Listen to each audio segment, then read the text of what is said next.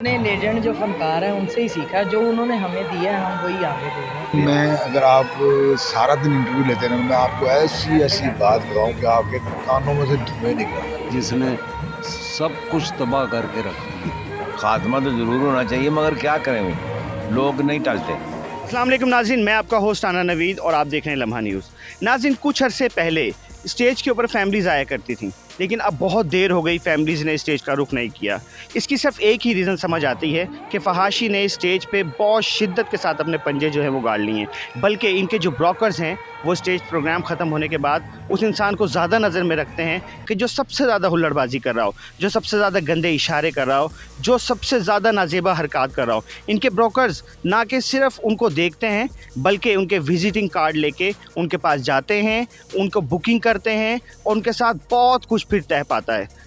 हम इसी सिलसिले में आज बात करने वाले हैं, आइए हमारे साथ चलिए। जी अस्सलाम वालेकुम। अस्सलाम वालेकुम जनाब, क्या हाल है? ठीक ठाक है। और सबसे पहले तो जनाब मैं लम्हा टीवी देखने वालों को जनाब वेलकम कहूँगा और सलाम करूँगा।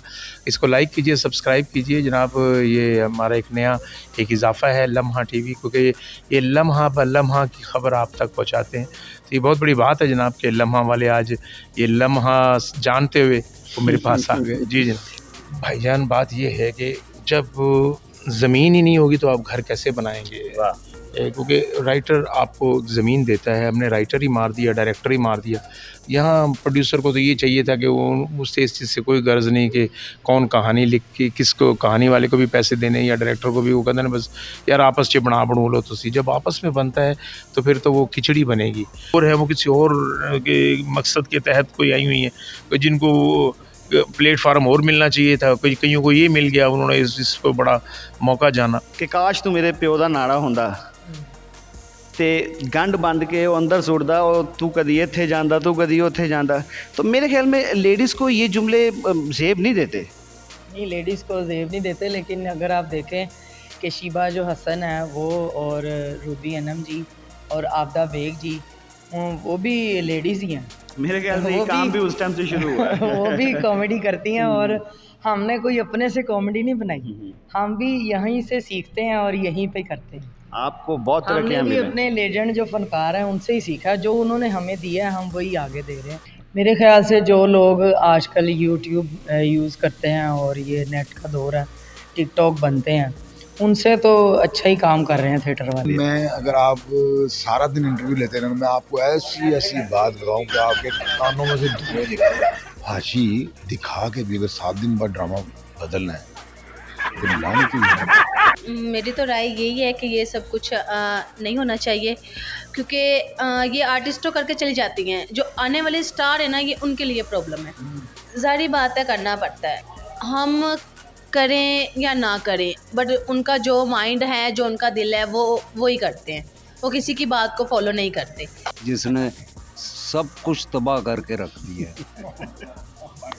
वो सिर्फ गाने करता था। मैं कहा गाने क्यों करना? कहना जी इस वास्ते को सेल हो जाता है।